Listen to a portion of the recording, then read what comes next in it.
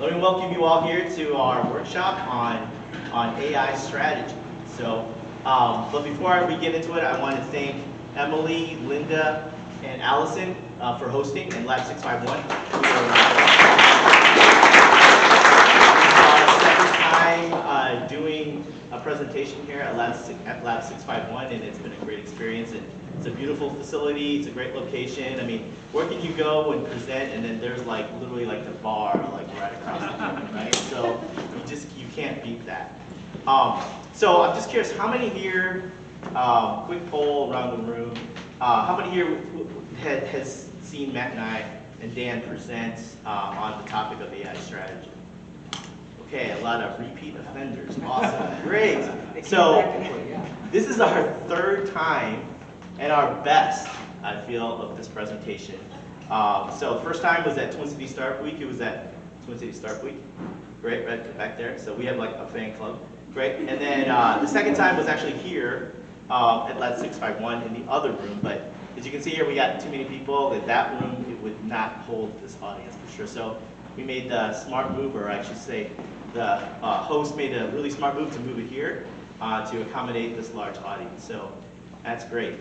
So again, this is our third time, and we took feedback last time, actually even from the first time, asking people what can we do better. And one of the things was, number one, more of a deep dive into the content. And number two, really extend it and kind of refocus it to be even more business focused in our original concept. So we've taken that feedback, both Dan, myself, and Matt, and we feel like we revised the presentation to kind of deliver on those two things. So and just credit where credit's due.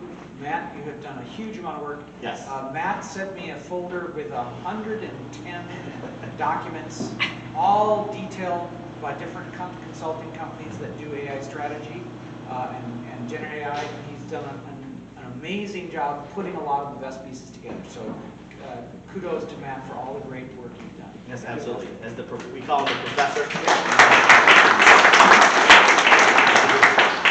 Okay, so now that you know what the topic is AI business strategy. And really, like this, we designed this presentation really for the business practitioners, the product people, the product strategists, the executives that are really interested in focusing on AI strategy. As Matt, Dan, and I remember after our first presentation at Luminary Arts at Twin Cities Startup Week, we were like, you know, there's a real opportunity here as we started to absorb the feedback. And as we looked at what was being presented, and both Matt, Dan, and myself, we've probably seen this at all individually presenting at different events across the cities, in some cases with Matt, like outside of Minnesota. So, and we saw an opportunity to really focus in on strategy around AI. There's a lot of presenters, a lot of content online, because let's be honest, everybody's a generative AI expert these days, right? So we're like, well, okay, looking at all this content was being produced out there, there's not a lot of people really focusing on the strategic aspects of it, and specifically from a business standpoint. And so like, let's create our own presentation. And that's actually was the genesis of us producing the first topic for Twin Cities Startup Week, and then here we got invited to Lab 651. And then after that feedback, we were like, let's blow this out into like a 3-part series, have deep dives in each of the key concepts, and I think that'll, you know, that's something that can help you guys along your AI journey. So just quick introductions for the three of us. For the folks that don't know, it's actually I'm curious, like who doesn't know like the three of us here? Who doesn't? So there's a couple of new people. Good. New fan base, so right? So myself, I'm a principal enterprise architect at Boston Scientific, which means I'm the chief advisor to the C-levels, the senior VPs around AI strategy for Boston Scientific as a whole. I officially am part of the CIO organization, which is Boston Scientific, it's global. My background, I'm also the chairman of Beta. Who here knows Beta and Startup Week? All right, awesome. So, which gives me a lot of interaction with technical startups around the cities. And you can see in my background, mostly healthcare companies. Before I came to Boston, I was at Optum, which I met Matt, Dan, and we worked together there on different projects, mostly around digital transformation, and that's where I got my first exposure to AI. Dan McCreary, a lot of people. I'll just do here real quick. I'm going to keep it short. I came from United Health Group, left last August. I ran their Generative AI Center of Excellence. I worked with 120 some business units, helping them all come up with a generative AI strategy. And I specialize in storytelling to help executives who don't understand how this works, tell them stories that they'll remember so that they can make the right decisions. My name is Versaggi. I help out whenever I can. I've been in this space since the mid-'80s. I got bitten by the AI bug way back then. Formally trained at grad level and staying current with professional certificates. Worked as an AI engineer for a military contractor. Met these fine gentlemen over at Optum, and we all kind of got into that space and led global teams there. Entrepreneur for 16 years with 60 clients. Taught at the university for a decade. So a lot of aspects to kind of meet together. Awesome.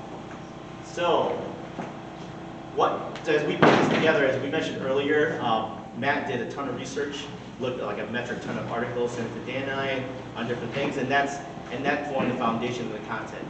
And then you're going to see Dan and I and Matt bring in our personal experiences through our different journeys at Optum and other organizations. I'm kind of reliving that journey right now at Boston Scientific. So we're going to bring those stories out and answer any of your questions about that. As a warm-up, I just want to take a poll. So if you guys are used to Mentimeter, if you want to scan the QR code and just respond and just put in a response to your question, and we'll just take a quick poll around what one word you would use to describe generative AI.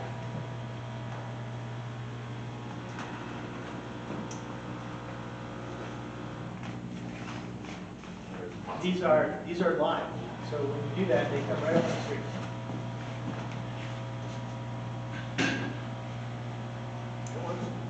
All right, working. See, exciting, speed, transformative, opportunity, amazing. Yeah. No swearing. Yeah. It doesn't have a content. Transformation. Yeah. All very, very positive stuff. Safety. Safety. Intriguing. Cool. Speed, right? Enabler. Intriguing. Oh, that's a good one. Self-training. Transformative. Amazing. Okay. Good. Overwhelming. Ooh, okay. Okay. Yep. A little overwhelming, right? Yep. Awesome. This is very important. Cool. So all very, very overall positive. That's great. That's great. We got a little positive thumbs up now. Exciting. Let me know when you want to do. Yeah. That's a good sample. Yeah, it's good. It's good. How many people here are from the product strategy side? Raise your hands. Great. Awesome. So we designed this very much specifically for you. And how many people here are more on the technical side? Okay. And then we're stack of architects, so generals. That's awesome. But good. So, I mean, it is generative AI, right? So it's a technical topic by nature. Okay, so where we get started, this is our goal, enterprise AI success. A lot of you, as I walked around before the presentation, asking your backgrounds from organizations that are really on this journey, some different stages, but we really designed for that. Like looking at the organization, how the organization could be more successful through the application of AI. All right, this is some important concepts as a setup to the framework that we're going to have deep dives into. Two key concepts really stand out. One is the concept of VUCAT, which is something that's volatile, uncertain, complex, ambiguous, and then digital. So that's really a framework to look at what's going on in the world and all the volatility, all the things that are happening. And the second piece is the concept of GPT, which is general purpose technology, and how AI fits that category. These two concepts we're going to explore along with the trends that's going out in the industry, and specifically focusing on how those concepts impact your business strategy, and in the overarching goal of how that information is going to help your organization be future ready. And that is a key concept that Matt's going to talk a lot about. He's a futurist. So that's the key pieces. And now I want to know where your company is at in the AI journey. So if you can scan the QR code.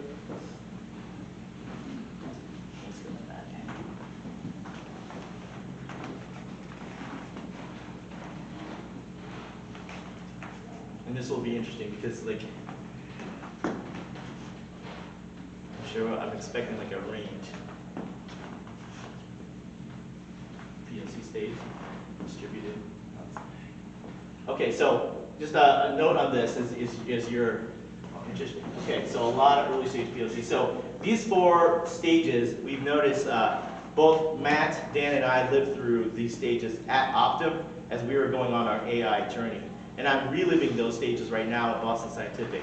All organizations start with let's experiment in the POC stage. You do a lot of MVPs, and that's really good. I was just at Target this Wednesday talking to like 400 engineers about prompt engineering and generative AI.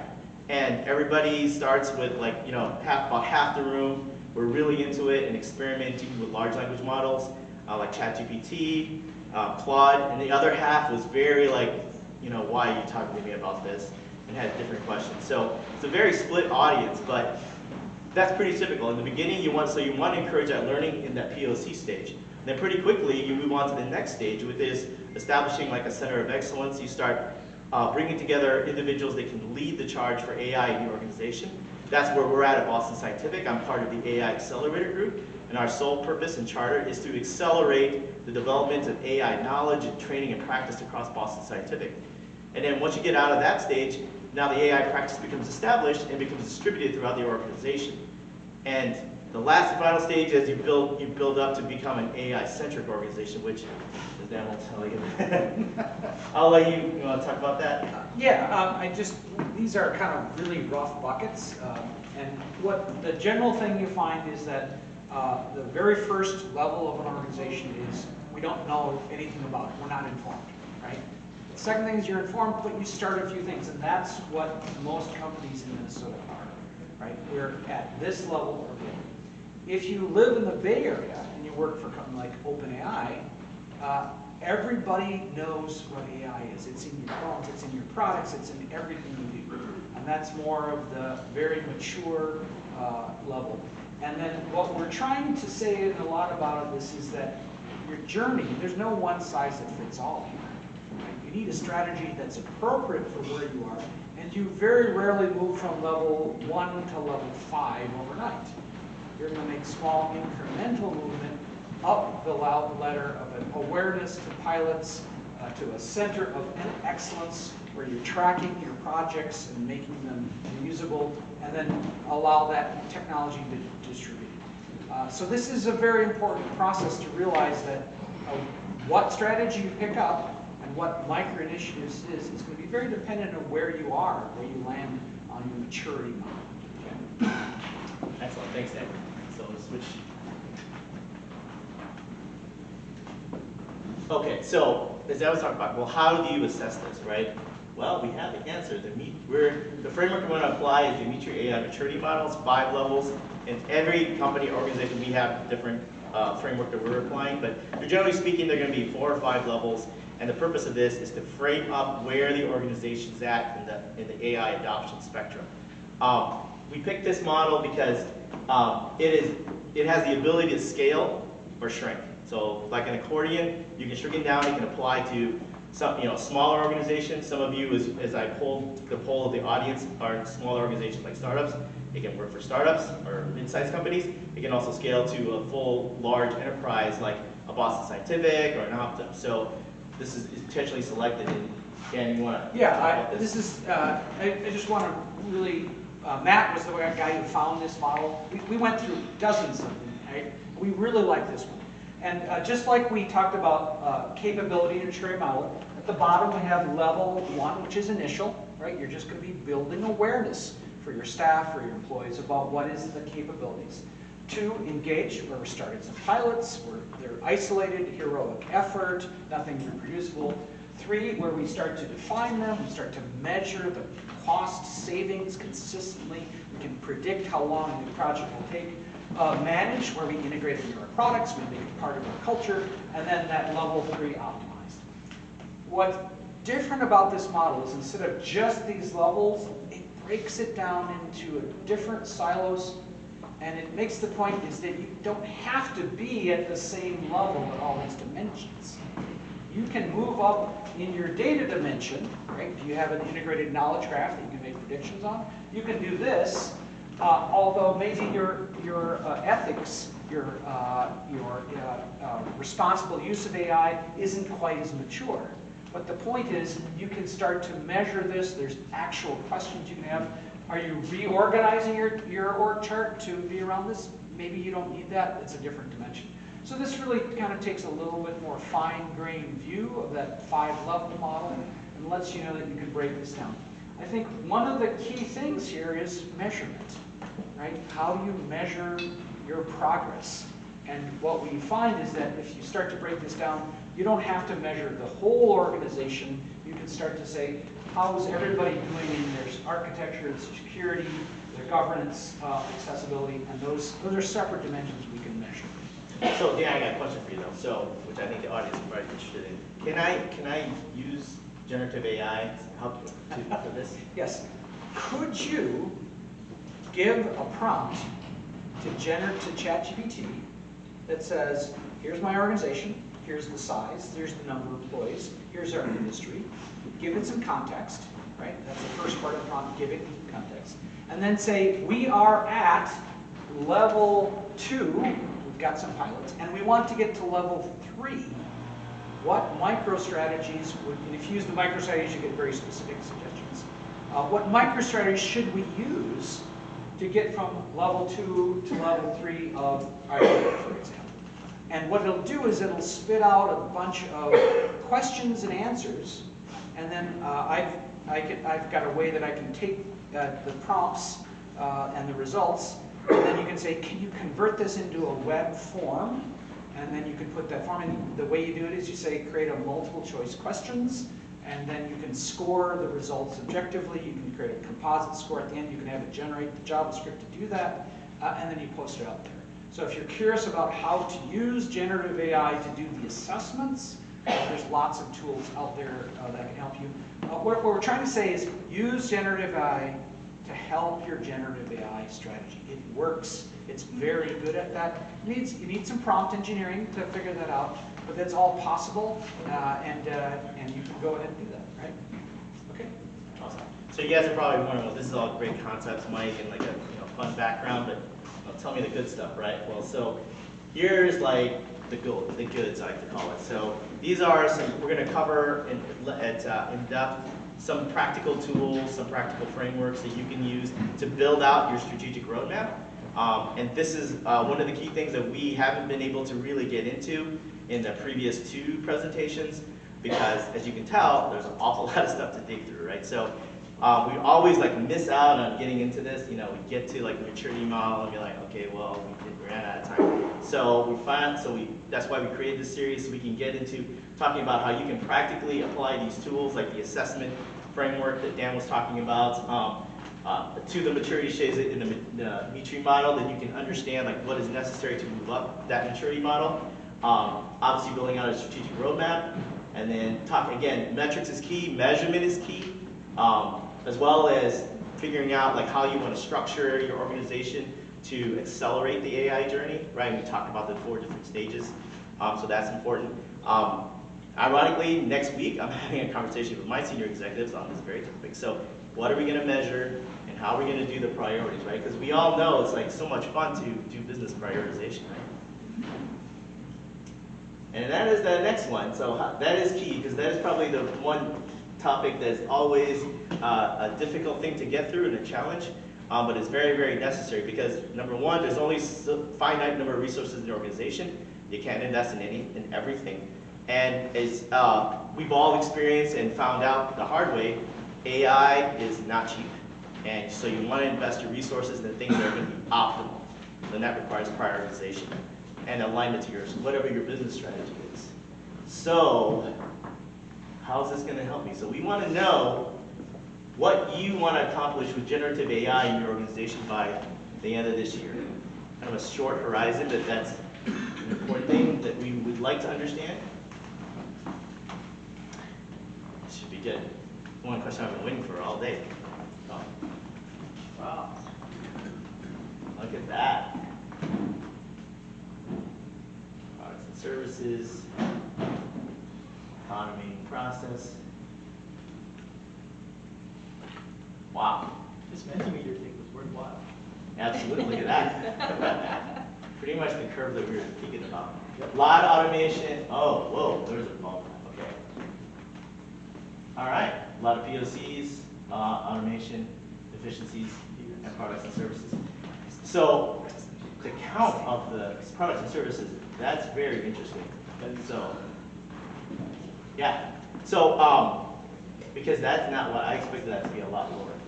So that's really cool, especially with all the different announcements like the General Mills and Target. They're in-housing and creating their own custom large language models. I don't know who saw the story from General Mills about their LLM, right? And then was at Target. I said this on Wednesday, and they also did the whole presentation on Bullseye, which is their new internal generative AI platform too. So that is really helpful. So then with that, I'm going to turn it over to Matt to start in on the strategic pieces.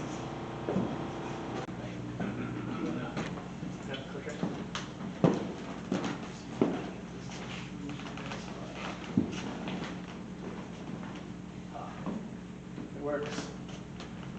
So that was real-time data science right there.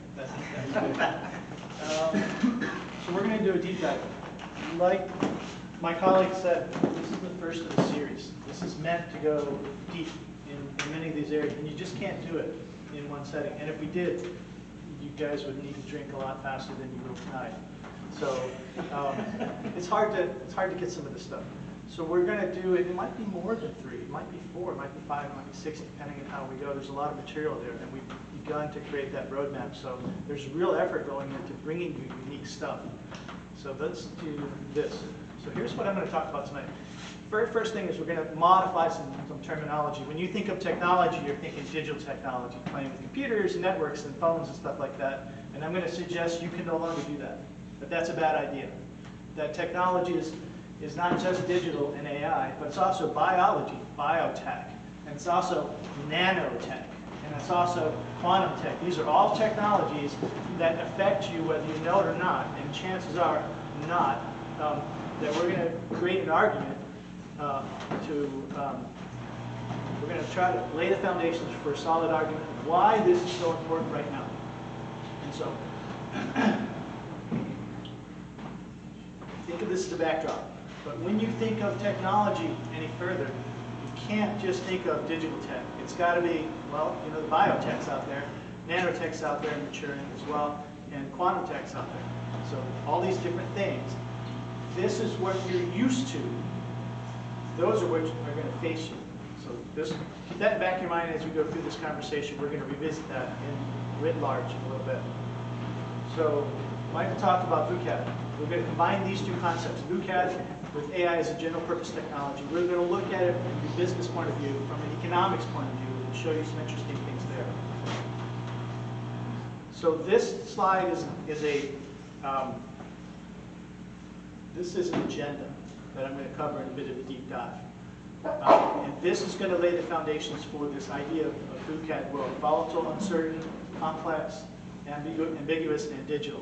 So these are what I'm going to use to create this idea of the context you are living in, whether you know it or not. Chances are you don't, and there's a reason why you don't. But the very first thing that you need to come to grips with is that we are in a global technology arms race. That's everywhere. And because of that, geopolitical dominance for decades upon decades are at stake. This is not just highfalutin things to make you uncomfortable in your chair. This is a snapshot of reality. This is where we are. This is the #1 issue when it comes to AI and any other technology. We are in a global arms race, technologically, with decades of geopolitical dominance at stake. That's just a given. The second thing is accelerating rates of change. We're going to talk about that in a minute, but time dominates. We're moving from things in space to time. Time is the thing that dominates. Time is also the thing that enslaves you. So we're going to look at that. We're going to look at the fact that because in these top two, there's a global scope of concerns, lots of technologies around the globe that are maturing at the same time. There's multiple disruptive technologies maturing at the same time. It's not just AI. There's other biotech and nanotech as well.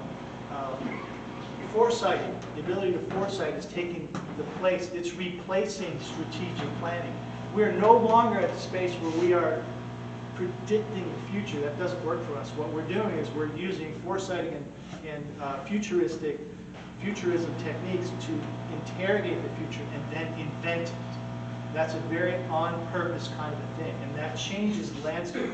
And if you look at what all the big companies are doing, Amazon in particular, their best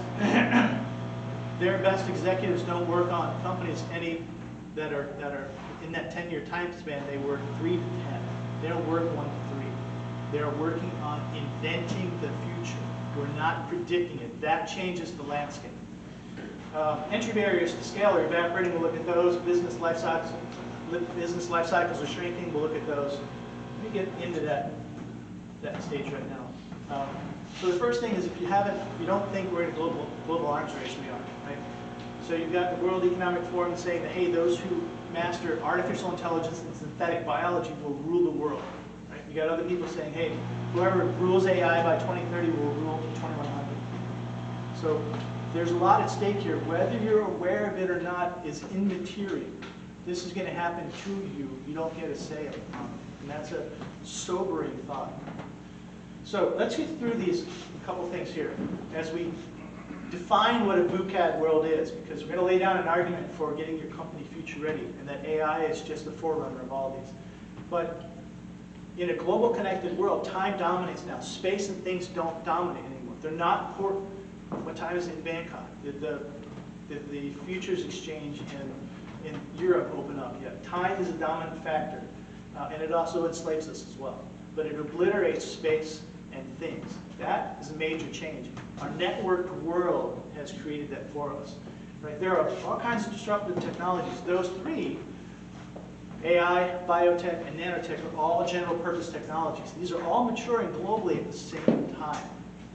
And one of the things that's happening is innovation cycles are getting squeezed. It used to be a lot of years before big innovation cycles and economic perturbances that they created occurred. Now they're all getting squeezed. So it's not a wave of rest, a wave of rest. It's wave after wave after wave after wave. That's changing the marketplace. So expect that. Of course, we talked about future sighting, replacing strategic planning. Entry barriers to businesses are shrinking of all types. And consequently, because of that, business model life cycles are dwindling. They're shrinking, they're declining. Meaning, you can do business like this, you can organize your business like this, and it'll last a lot shorter than other times. Before you have to majorly change the way you do business to accommodate these technologies that are maturing, that are encroaching upon how you do business. So the way you do business is shortening. You can't do business for any longer period of time anymore, and that's getting shorter and shorter and shorter. And the resulting workforce perturbances are really interesting when you start looking at this stuff. So it used to be you could get into work as a fresh out of college and expect to spend, here's your tenure, right? And about 80% of it, at that mark, you're going to have to recalibrate. Learn a new skill, do something, right? Because of all of this, that's getting pushed back to the first third of your tenure, before your skills have an expiration date. They're obsolete. Nobody wants them anymore. They're not useful. So now you've got these micro careers happening within someone's normal lifespan of their work because of all of this above. It's going to happen to you whether you know it or you don't. It's immaterial. It's going to happen to you. You don't need to be aware of it in order for that to happen. There are jobs out there that your kids or our kids will have that we don't even have names for. So these are happening, and this is the thing that I want to show you. So let's do this. So that was a VUCAD world. That's the world you live in, and it's only going to get worse. Now, AI as a general purpose technology is important because it has some unique characteristics that make this interesting to follow and work with. And the first one is it changes the entire geopolitical power structure of entire nations and economies and things like that. Remember what life was like without the light bulb, without electricity, without cell phones, right? Without rubber, without domesticated animals. This is the kind of thing that's a general purpose technology that infuses everything. But the world changed when rubber got out, and power structures changed. They also have the potential to drastically alter society, entire societies. Remember what your kids were like before they had cell phones? When they hung around and played on bikes outside your house? Okay? Technology drastically alters society. So, GPTs have some interesting characteristics. Number one, it's pervasive across all the sectors. Everything. Like general purpose technology, electricity is everywhere. So that's one of the characteristics. The next thing is it has to have the ability to evolve. It's going to evolve over time. And AI absolutely evolves. But you can see technologies evolve as well. The third thing, which is really important, is this idea of creating spillover innovation through economic complementaries. Let's break that down. Spillover innovation is basically when something gets innovated here and something seemingly unrelated over there all of a sudden jumps up and goes a massive innovation because this thing just happened. That's a spillover effect. The complementaries that get engaged there are goods that complement each other you wouldn't ordinarily think, like gas pumps and gas cars, things like that. These economic capabilities are ingrained in the general purpose technology, and they're in AI, and they're in biotech, and they're in nanotech. All three of them are bona fide general purpose technologies, whether you know it or not, and they're taking place, they're having an effect on business. Now, AI is absolutely a GPT. Look at all the sectors that it ingrains. It goes through all of those sectors. AI matures, right? And it is evolving, as you know. Before we hit ChatGPT, AI was evolving in a lot of other places. That was a natural evolution, and we were waiting for that to happen. And AI absolutely has, you just don't have to look any further than ChatGPT or generative AI, has innovations through economic complementary. So AI is absolutely that. So who cares? What does that mean is really the question you want to ask. So here's my answer to that, right?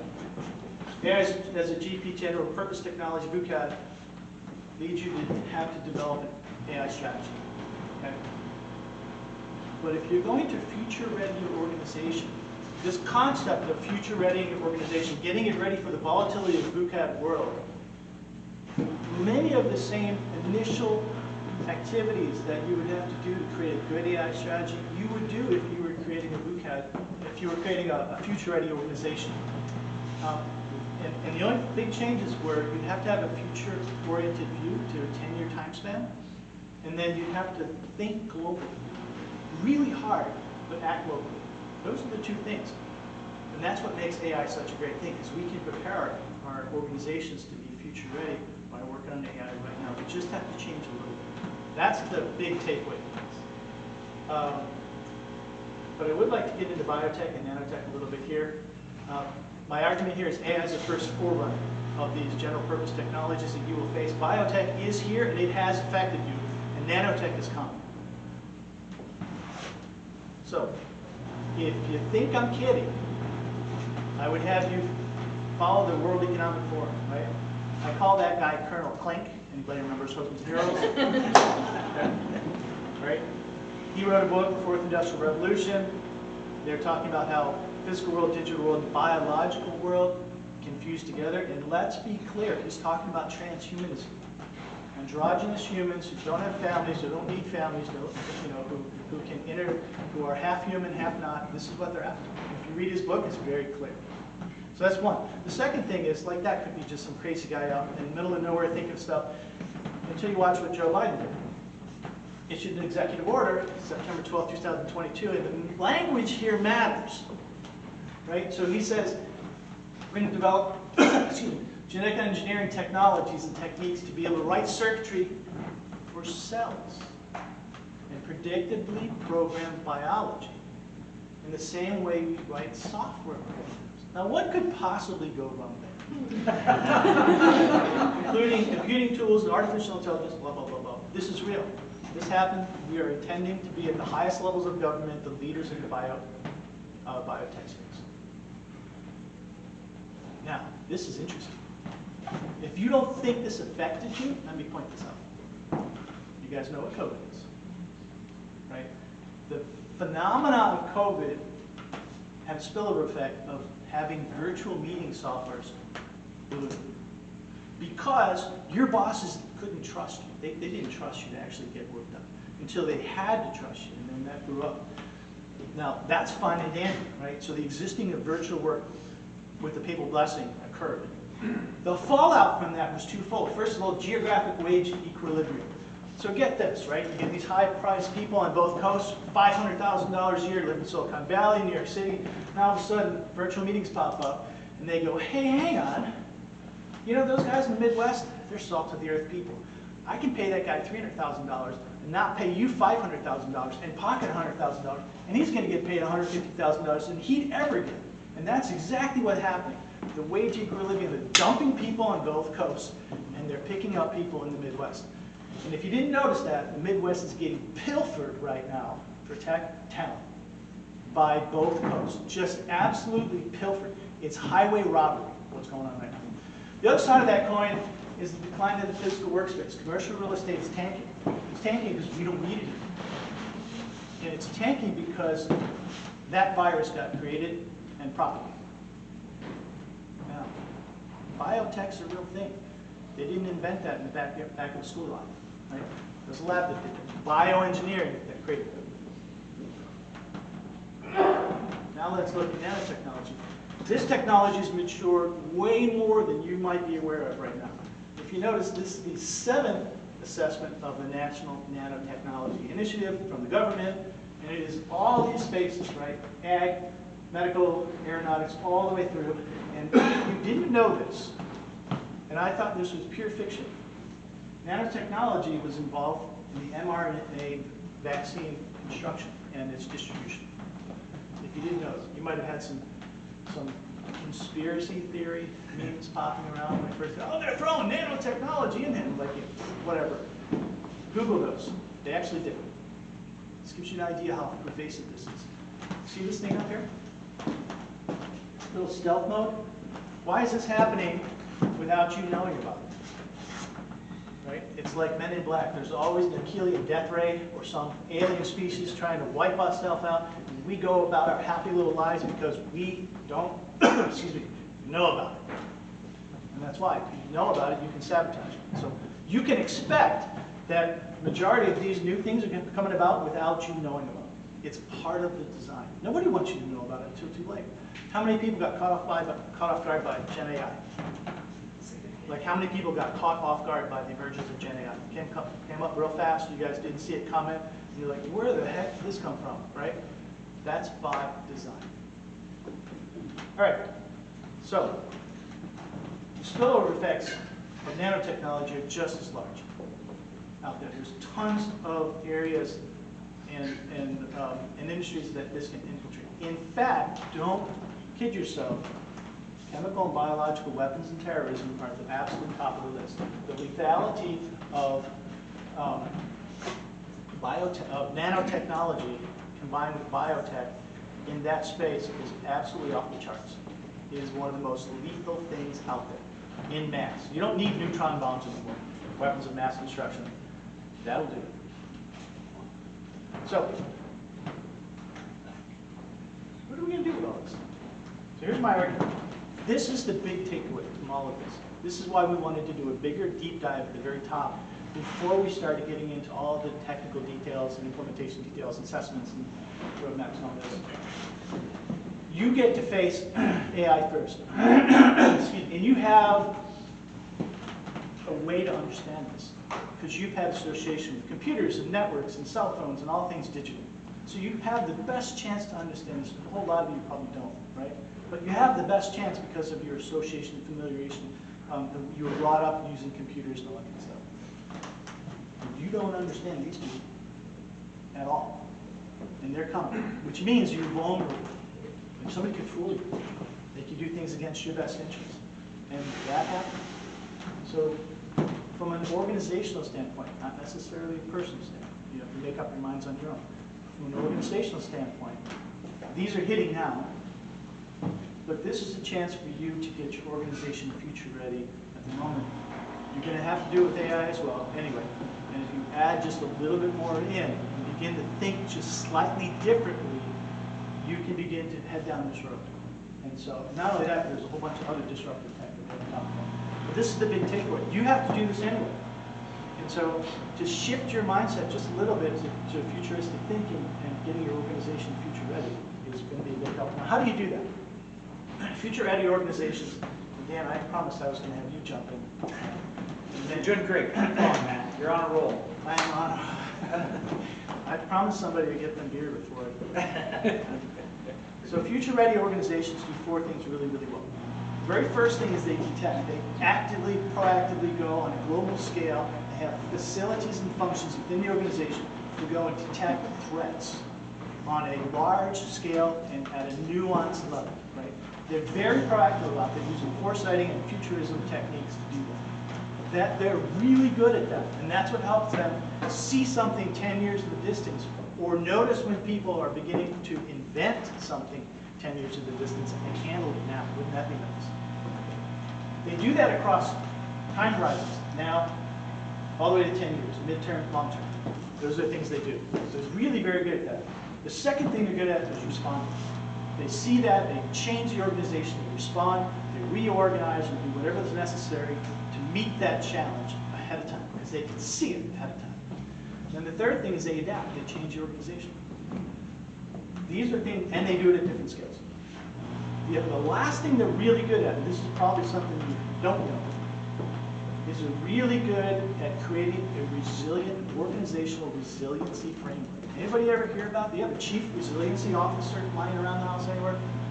I don't think so. You will, because there's entire structures to make that org resilient in the face of constant tidal wave kind of change with massive economic perturbances associated with it.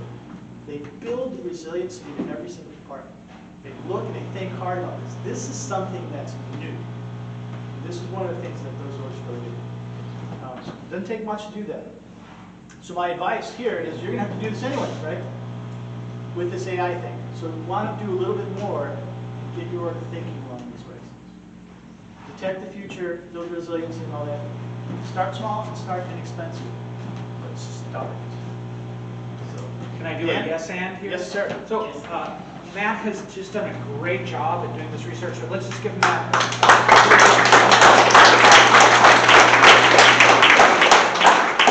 There's so many concepts that came at you really fast, you have to really go back and look at a lot of these pieces. But I want to do a few yes ands to make sure everybody thinks. First of all, Minnesota has many different industries, right? From the little hair-cutting barbershop down the street to the big companies that manage hundreds of thousands of knowledge workers. Right? And every organization is different, right? If you're running a local hands-on service, is AI going to displace you in the next couple of months? Probably not, right? You're pretty safe. But if you are dealing in any of these organizations that have content, that do knowledge management, how many people here are interested in the education industry? Anybody? Okay, right. So what's going to happen to education? Yeah. By the way, we have a lot of people here that are interested in education. Me too. If you want to come up afterward, we'll do a little education thing. Matt used the word spillover effect, right? Spillover effect, right? And he said very clearly that generative AI is going to do things that we don't imagine today. And I want you to just think about anybody who's in an organization that either hires educated people or performs education or optimizes education for your employees. And generative AI is going to have a huge impact because it can create all this content, and because that content, the cost of high quality, customizable, hyper-personalized content is coming. And if you don't have this agile understanding in your organization, you're going to be cut off. So what I'd like you to do as your homework assignment is to ask ChatGPT, what are the questions that I should ask about where my organization might be vulnerable? Have it come up with a quiz for you of classifying your organization on a scale of 1 to 100 maybe, and putting in a set of questions that quantify that.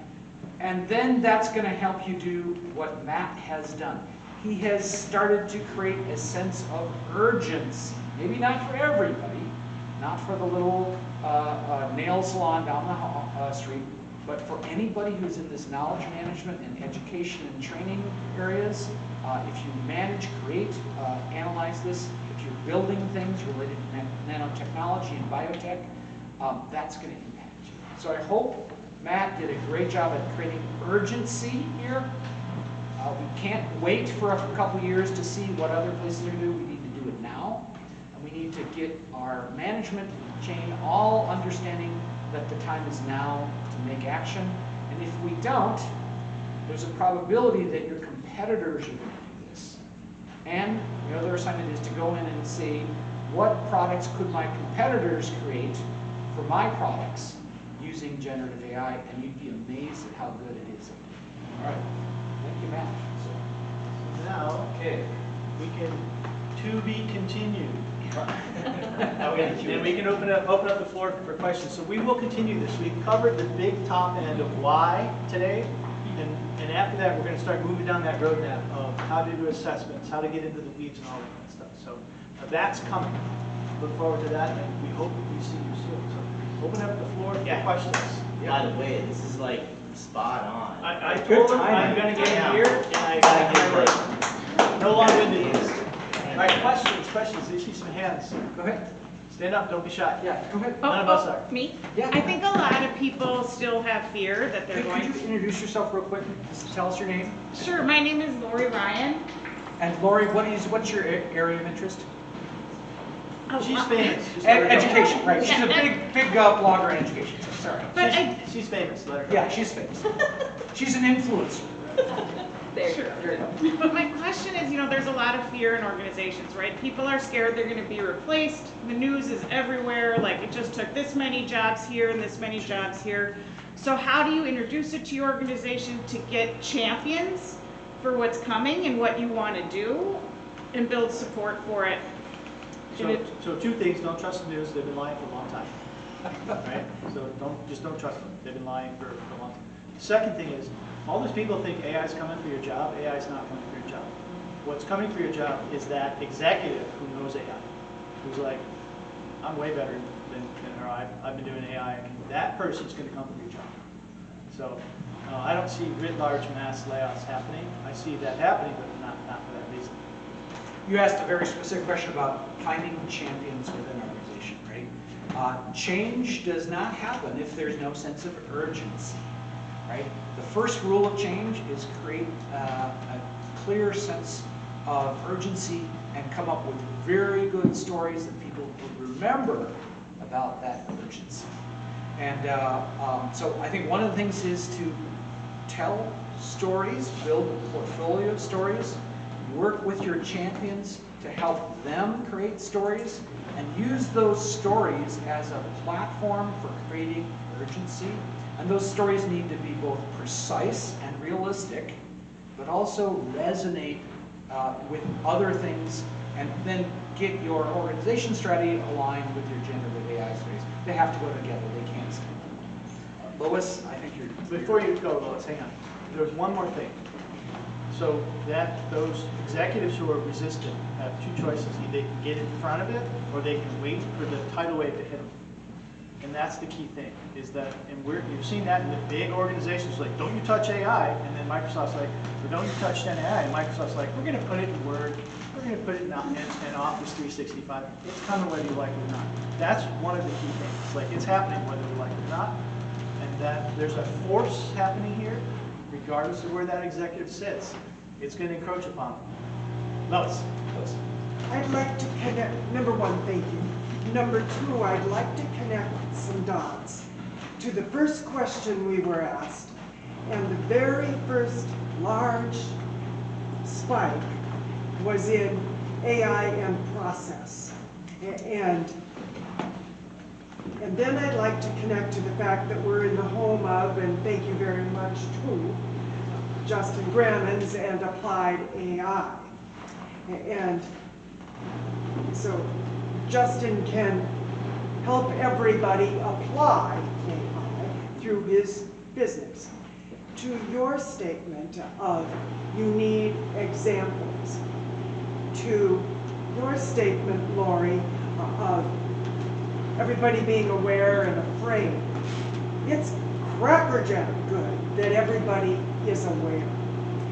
And the part that I think is so incredibly exciting came through in discussions with the two of you and in a meeting where Justin Grammons was the presenter yesterday, in providing examples of how AI is used. Because when those examples are given, then people go from excitement and, oh, if it can do that, then it can do this, and it can do this in my business, to all the benefits we want as versus the fears. And so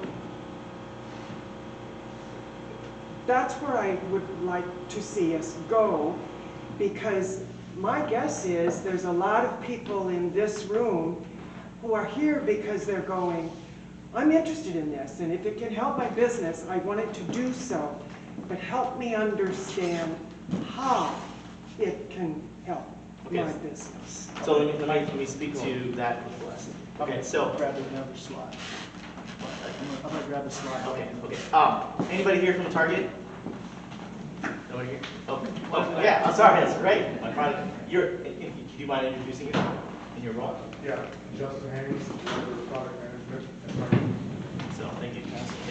Yeah. So I was at Target on Wednesday, and I think it's a perfect illustration of a good strategy to speak to what you're talking about. How do you get people like exposed to the AI so they're comfortable with it and really see what it can do, right? So what happened there was we gave this similar this event a panel presentation, and we talked about very technical things. This is so complete opposite of this content, but a lot of stuff about prompt engineering, architecting, like talked about RAG, different things around, because it was mostly a 80% like engineering audience, right? And there are a couple of product managers too there, but they're all very technical people. However, what I think what is important to learn from that is after we gave this conversation and talked to the engineers, and there was a lot of questions, like I said, about half the room, engineers that didn't want anything to do with generative AI, and the other half engineers that were like very curious about it, were already using like ChatGPT, right? Or in some cases working on their new platform, right? So it's very much a split audience of like 400 engineers. And so I think Target did a very intelligent thing and said right after that presentation, they're like, now we welcome those who are curious to the next room where they can get hands-on experience working on the platform, playing with the language model, playing with prompts.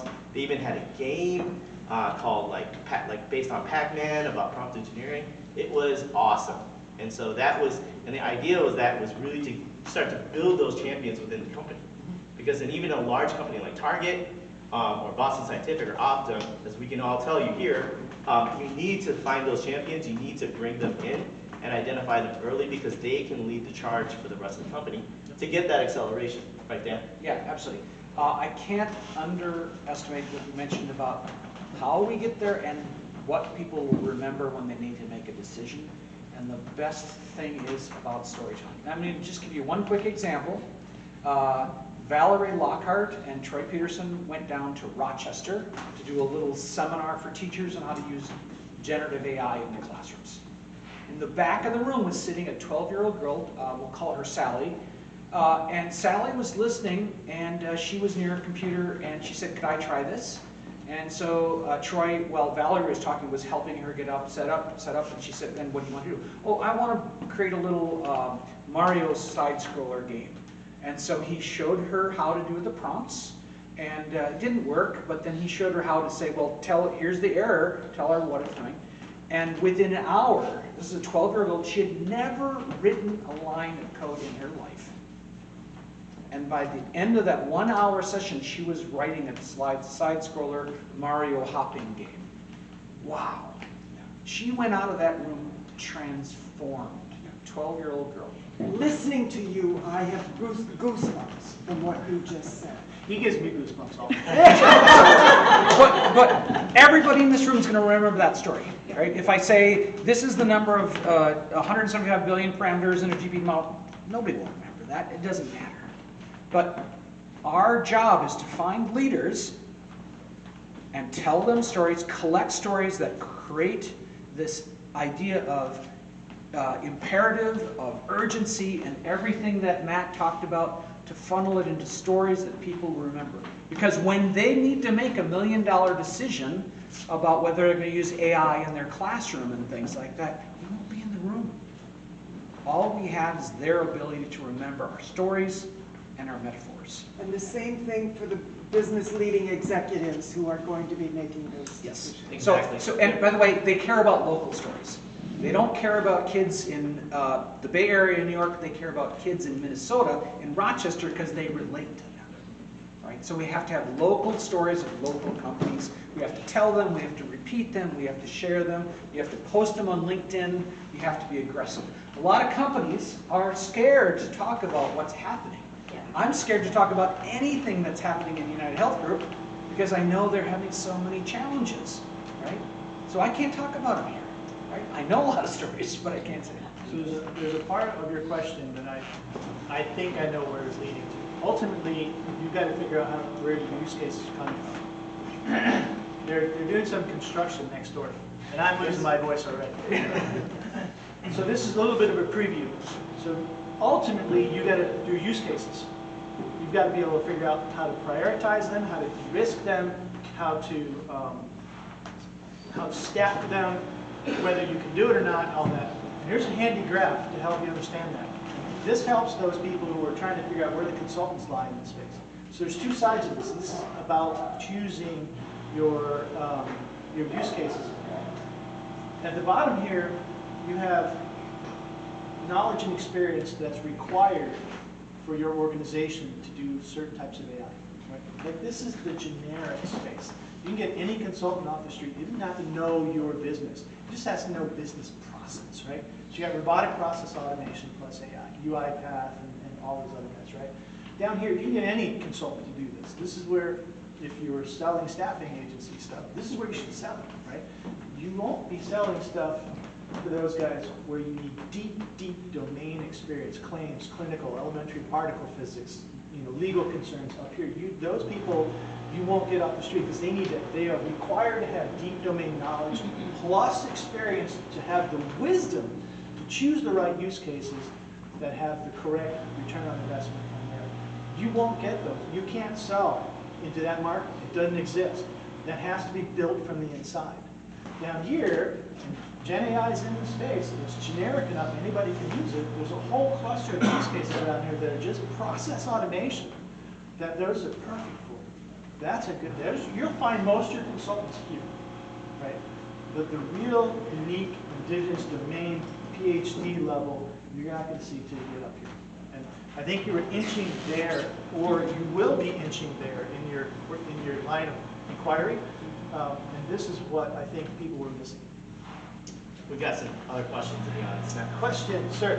Yeah. Hi, my name is Rigel. I'm a grad student at the U. I study and research like AI models and interoperability and stuff like that. I remember you. Yeah.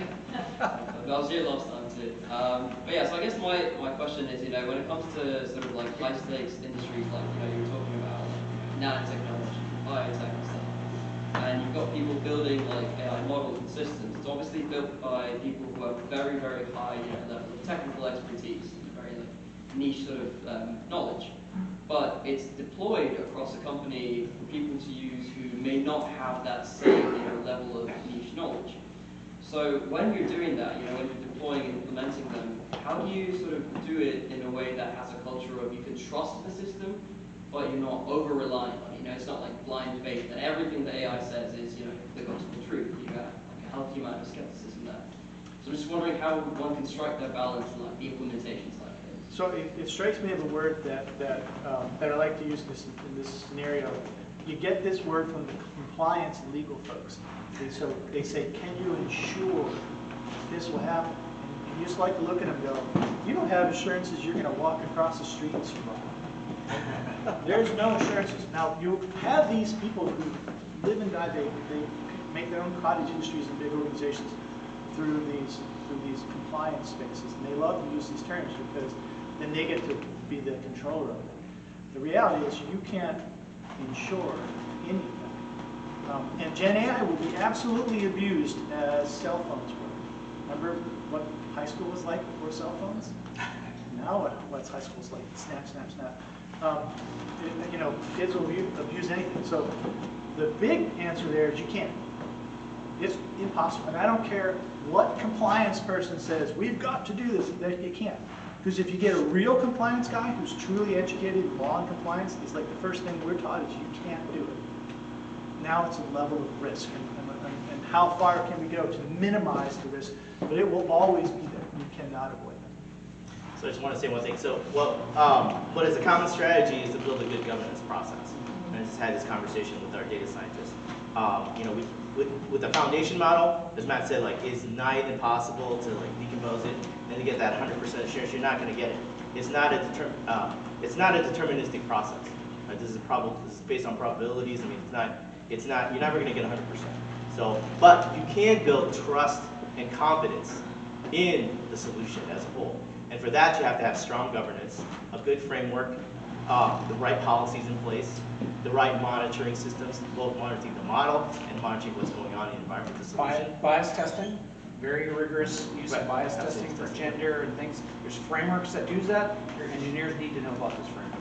And here's what I want to do, my SM. This is a mature space. This is not an immature space. It's been maturing for the last 6 years or more, maybe 7.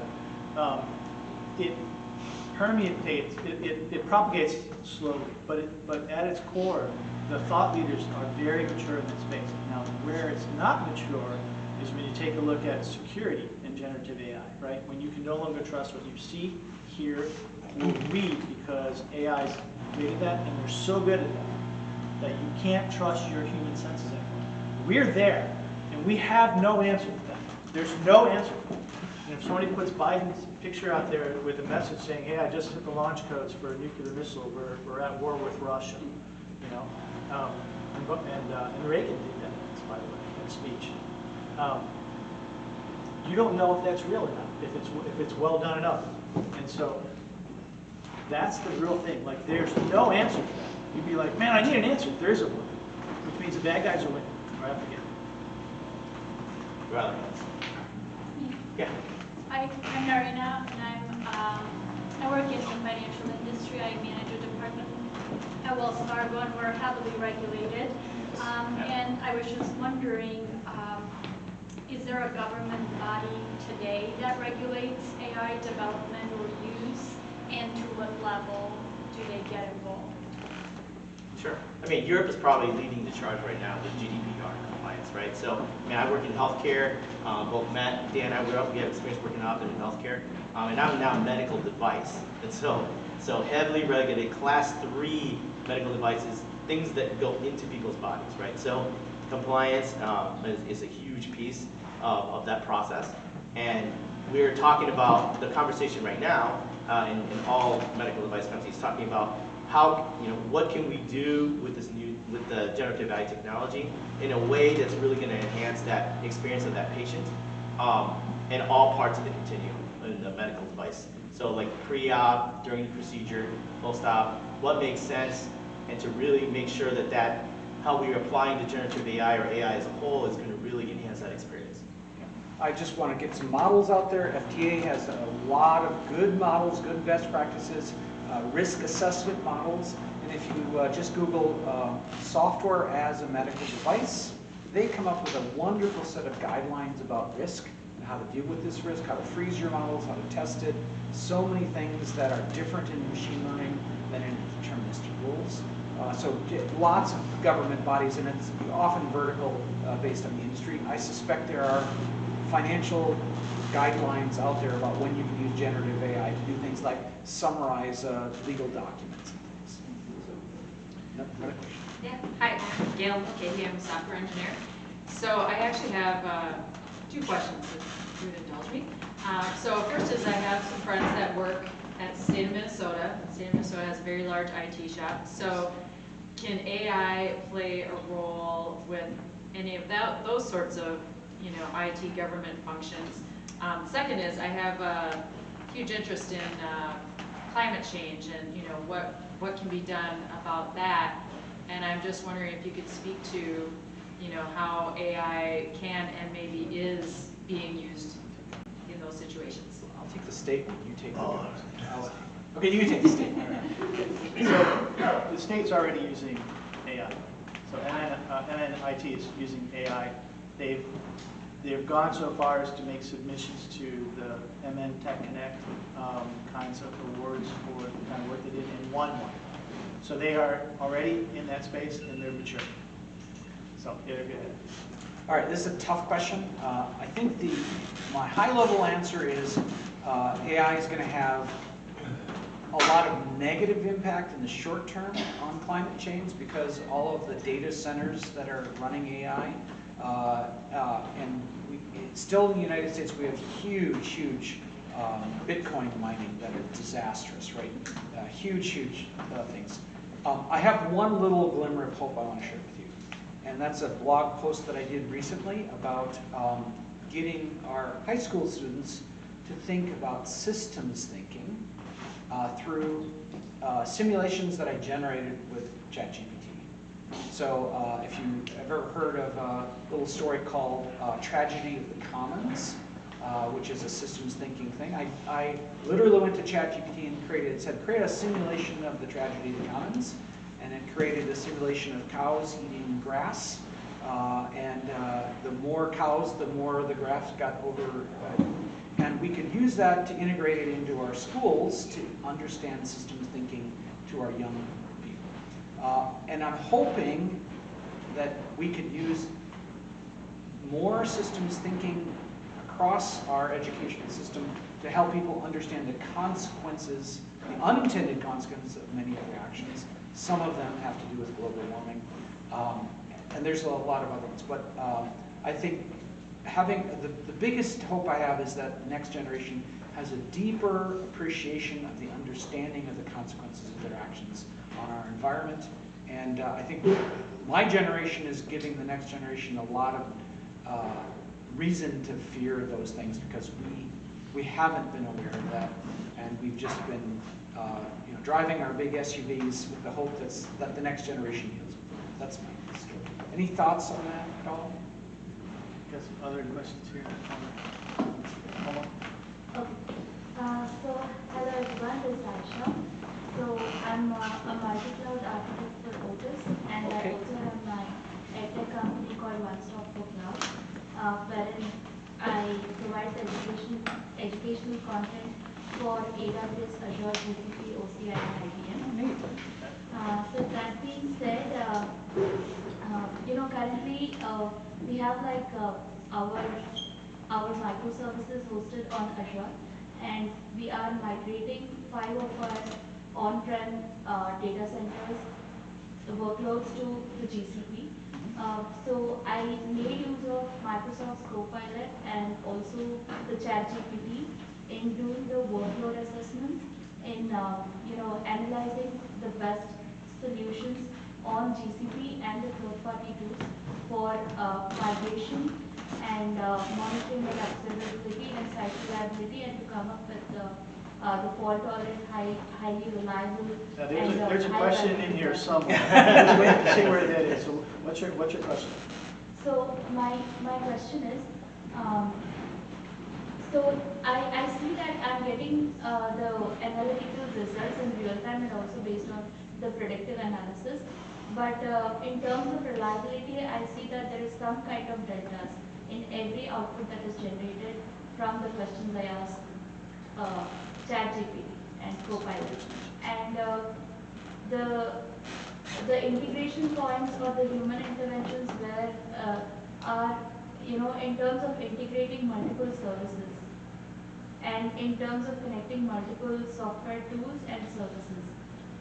So AI at this point has not reached a stage wherein it can do that complex analysis as to how to make the connections between the integration points. Though we have though we have an analyzer wherein we can provide a bulk of book or a PDF and ask questions. I saw that on Google's GenAI as well. So is this an issue of that AI can't really give you human capabilities and performance? Is that really kind of the question? My question is, you know, if anybody is aware as to, you know, the solutions from AI perspective to do those complex integrations, or if anybody is aware of the products in AI landscape which is capable of doing it, which is capable of helping, you know, architecture designs, you know, if anybody can throw some light on it, that will. Let's take that one off. Yeah, We'll take that my one. biggest suggestion is AI can do anything you want it as long as you break it down into small enough grains, right? So the first thing you always do is you ask ChatGPT, how can I break this big problem up into 10 small pieces? Try those, and if it can't do those, take each of those pieces and break it down into 10. And you will eventually get to a solution. Okay. We got another question. Green hat. When it comes to getting so much content generated by the service like that, has the problem come up with the question of who owns it? Who owns the content that's being generated? I work at a company where our data is our product. So it just makes me nervous to like enter it into a system. So we have to always start out the answers with, we are not attorneys, but here's my advice. First of all, OpenAI now does not, they don't use the word indemnify, but they have certain legal protections if you're generating content and you're worried about being sued for copyright violations. So make sure you read all of those documents as the first pass. The second pass, I think you're talking about synthetic, or taking documents and synthesizing the sum of that data. And is that data that comes out of the generative AI engines owned by the source of the document, or is it, can you own it by the summary of a process that's on that? And I think the answer is it depends. Unfortunately, I can't give you one blanket answer. I think the biggest thing is whenever you have legal questions, try to find an attorney. We've had some really good attorneys speak here and have them give you guidance. But then also carefully read your license agreement for whatever product you're using, because they often will give you some protections. Okay? All right. Good question. We should wrap, but I do want to ask a question. Can you tell us what you have in store for the next session? Are we going to get more into assessment specifically? Yeah, so we are going to move down that roadmap, right? We gave you the big why and gave you some background as to what's happening behind the scenes, to give you a larger context to understand this and give you motivation and gravity of why this is important. What we'll do next is start moving down that way. So it's looking at assessments. How do you look at your organization? What are the tools you need to employ to analyze those? How do you do an assessment? What comes out of an assessment? What is a roadmap that gets built? Those are the things we're going to start doing next. We're going to move away from the abstract ethereal, get right into the weeds and very much the tactical side of the house, and try to integrate how your organization culture could change and things like that because of these new tools. Can I just put in a plug for the architecture group? In parallel to this group, which is strategy, we have another group of almost all enterprise architects that's also studying the impact of generative AI on architecture. Is Steve Peterson here? There you go, Steve. Steve's been running that. Thank you very much, Steve, for coordinating all of that stuff. If you have any architects within your organization that want to understand how to draw these architecture diagrams with all the little charts and how generative AI fits into that, Steve's your guy. He's awesome. So please come to those. We're doing those monthly or every other month, Steve? Yeah, we're trying to keep them going for once a month. Once a month? Yeah. Okay. The next one's figured out. You're going to give another assessment one. Yep. We're going to probably do modeling after that, you know, along with, you know, one of Dan's favorite things, my favorite thing is tell the story. Tell the stories. And so we're going to really connect how to tell that story using assessments, data, and modeling. Yeah. Steve also has a great presentation on using generative AI to create architecture diagrams, to read architecture diagrams and to modify them, right? So that's really a crazy new world of architecture with AI. Yep. And then the one other ask is, if anybody is interested in the impact of AI in education, both K through 12 is higher, please come up. We've got some really good people here already. Lois, you came all the way from Fergus Falls just for this meeting. I think you get the Distance Traveled Award. So we have a lot of challenges in outstate Minnesota, especially of bringing AI into these classrooms. We're always looking for volunteers that can go out and teach classes on generative AI in the classroom to teachers. So if any interest in that, please come and talk to any of us and we'll get you connected, okay? All right, with that. All right.